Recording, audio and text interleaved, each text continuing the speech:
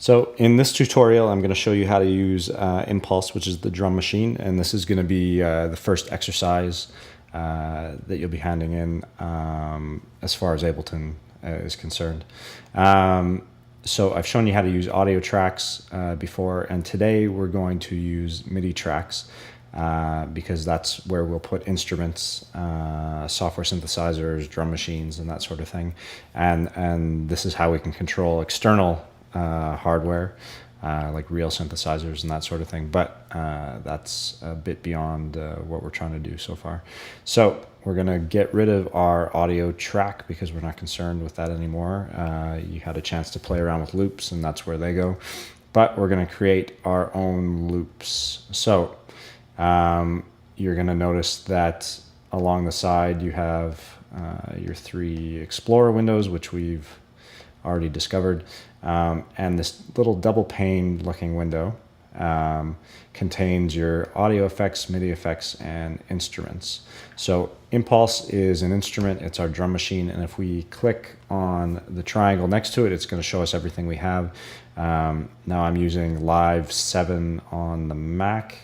You guys have the LE version. This is the full version. So there may be one or two things in here that you don't have, but you will all have Impulse. So what you need to do is click on Impulse and drag it to your MIDI track. You could also click and drag it just over here and it will create a brand new one. Okay. We'll only work with one for now. So when you do that, you're going to notice that you have your instrument at the bottom, and it's going to have a whole, well, 8 boxes that are empty and have nothing in it. When I hit play, I'm not going to hear a thing because I haven't loaded any sounds. So there's two ways to load sounds into our drum machine, and the first and the most easiest way is to use a preset. Now you're going to find that when you're in the Live Devices menu, any time that there is a triangle next to something, it probably means that there's presets. So when I click on that, I see an electronic and an acoustic directory, and inside there are a bunch of drum kits. So if I want something that sounds a little more real, like a real drums, then I'll go to acoustic. If I want something more electronic, obviously, then I will go in here. So I can pick any of these presets. Now you're going to notice that some of them have two windows like this one, or it looks like a double pane window, and some have a single pane window. For now, to complicate things a little less, use the single pane window, and then all it is going to do is fill all of these with sounds. Okay, now the way you can do that is by grabbing one and dragging it into the white bar at the top here. Okay, if I try and drop it onto any of these pads here, these squares, it's not going to do it.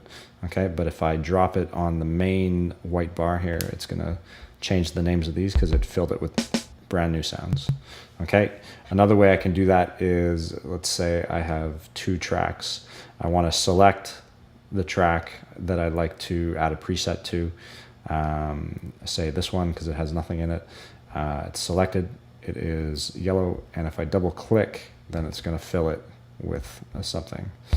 Okay, but if I decide that I want to add something to this one or change something to this one, but I've got the wrong one selected, then it's going to get rid of the sounds I have in there. Now I have a whole brand new drum kit, which it sounds a little better to me. So that is one way to get sounds in there. Now, I may not like those sounds. Some of those sounds, maybe I really like that kick in the snare, but I want to add something different. Or maybe I want to create a kit with all new sounds that I find myself. Well, you can do that by going to your Explorer window. And if you have your own sounds, then you can drag those in. Now keep in mind that this is a drum machine, so you just want small, short sounds, you know. You don't want big loops because it's only going to play a portion of it. So I have left you a folder called Drums for Impulse. Okay, if you remember in the first tutorial, I had you guys set these up a little differently. If you go into your sample pack directory, go into Drums for Impulse, you'll find a whole bunch of directories that have single drum hits. So if we go into something like Wacky Hits and Chops, I can go through here and listen. Now my blue headphones are not lit up, so if I light them up, then I can go through here and check out the sounds. So a lot of these were cut from a Destiny's Child song.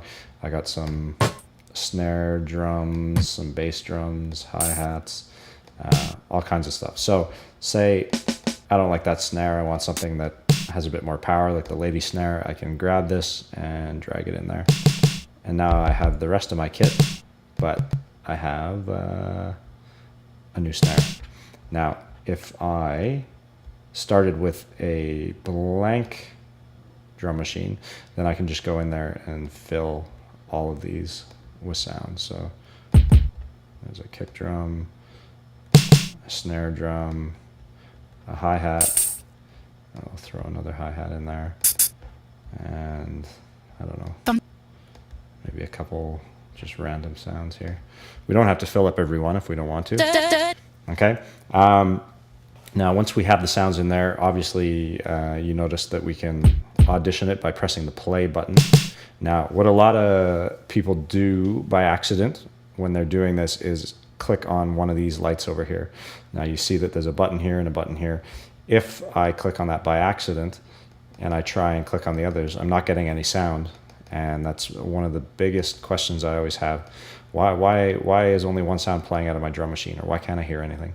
It's because you've soloed this one. Alternatively, if you click on this one, you'll be muting it, so every other sound will work, but you'll wonder why you don't have a bass drum. So if you drag if your mouse is not touching, and you notice that there's stuff lit up, okay, then it means you've clicked on it. So you might want to go in there and get rid of those. Okay. So secondly, once we have sounds in here, we can edit them a little bit. Okay.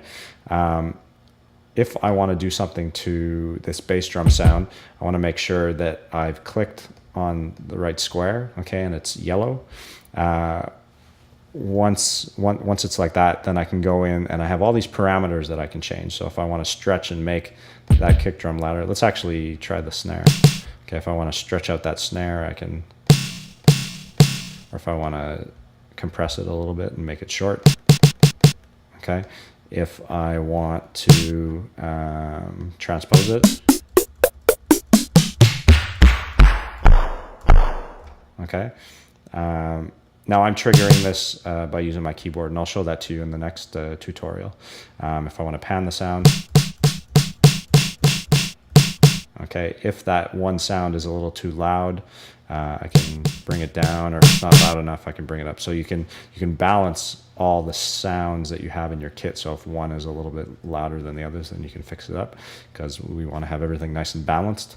You have other things like drive. So if I want to distort that snare, okay, you can turn on a filter, and you have a number of filters, a low pass one.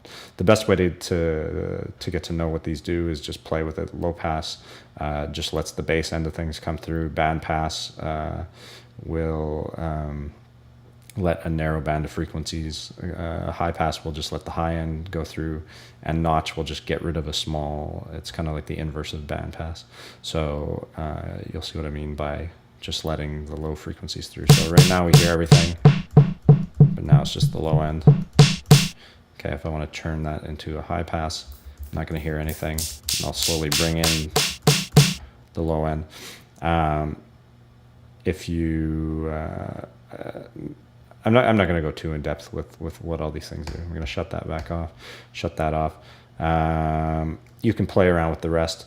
I believe that these three, at least this volume, will control the volume for the whole kit, and this will transpose the whole kit. So if you only want to pitch this up, then you use that one. But if you want to pitch up the whole kit, okay, then you'll use the global transpose there. Okay, so just gives you an idea. You can play with some sounds and make them go a little bit further. I think that's where I will leave it.